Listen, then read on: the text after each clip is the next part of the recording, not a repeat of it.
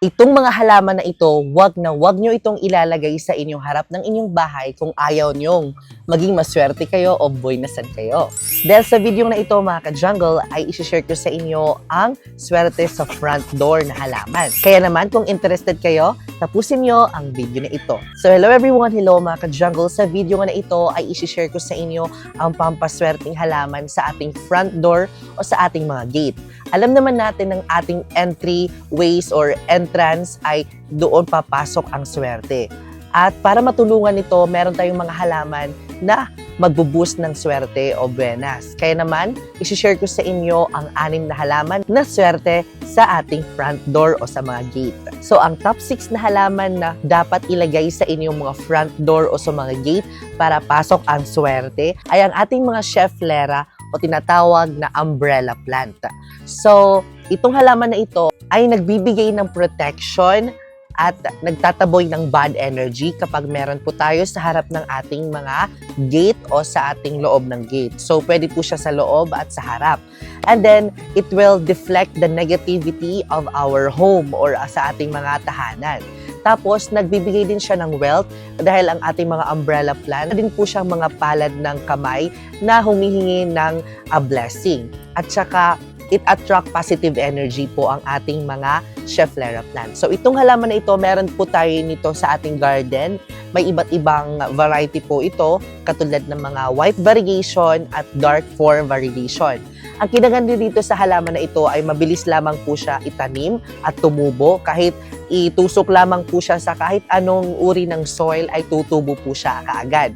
At ang kinaganda dito ay napakaswerte talaga siya sa ating mga outdoor. So, ang pinakamaganda dito na pwesto, gilid ng inyong gate o sa harap ng gate, which is nakatapat sa inyo, and then nakatanim sa direct to soil para mas lumaki po siya.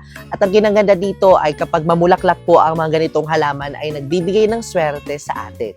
Ang top 5 naman na halaman ay ang ating tinatawag na Areca palm. Ito ay swerte sa ating mga front door o sa ating mga gate.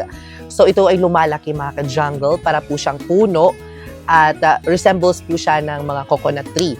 So pag meron kayo nito ay nagpupush po siya ng negative energy at pinapasok niya po ang positive energy sa ating tahanan, which is kung nandun po siya sa ating mga gate. Kinakailangan po ay nakatanim po siya sa direct soil, direct na lupa, hindi po siya nakapat para mas lumaki po siya at lumaki po ang blessing na matatanggap natin. Then according to my research, sa Feng Shui, promotes the wealth and abundance. And then, pwede po siya sa outside and best way to entrance. And swerte po ito sa mga indoor. And then, sa karagdagan, pang air purifier po siya. Ang top 4 naman mga ka-jungle na dapat yung ilagay sa inyong mga gate o sa harap ng inyong mga bahay, na suswertehin kayo kapag meron kayo nito.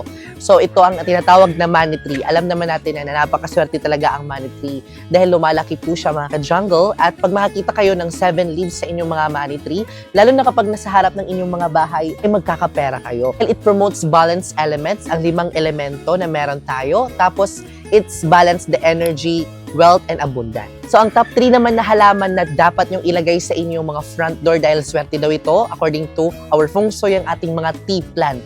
Ang tea plant, tinatawag din siya na fortune plant, which yung red.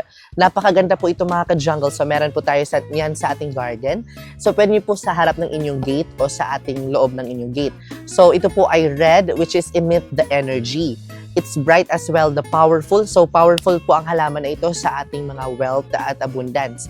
Tapos, nakakapag-attract po siya ng ating money or pera.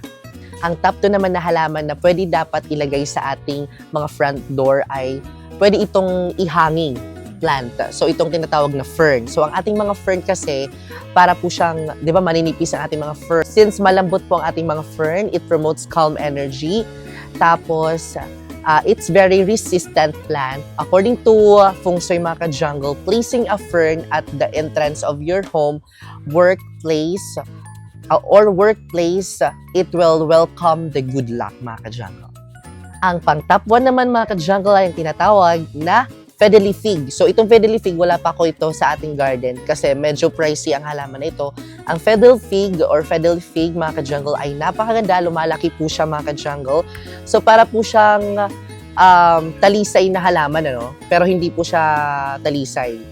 Indoor po siya. It promote fertility, abundance, and good luck.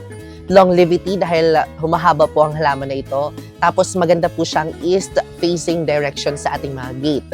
So, pwede po siya sa back door or sa front door. So, yun mga ka-jungle ang ating mga halaman na dapat niyong ilagay sa inyong mga front door. So, kung nag-iisip kayo ng mga halaman, kung ano kaya ang dapat niyong, ano kaya ang pwedeng ilagay sa inyong front door, yan po ang 6 na halaman na i-share ko sa inyo. So, yun mga ka-jungle. So, disclaimer, ito lamang po ay gabay. Nasa sa atin pa rin ang ating pagsusumikap sa swerte. So, ayan po, maraming salamat sa panonood. I hope nag-enjoy it at may natutuhan kayo in this episode. And I will see you next episode because more plant, less stress.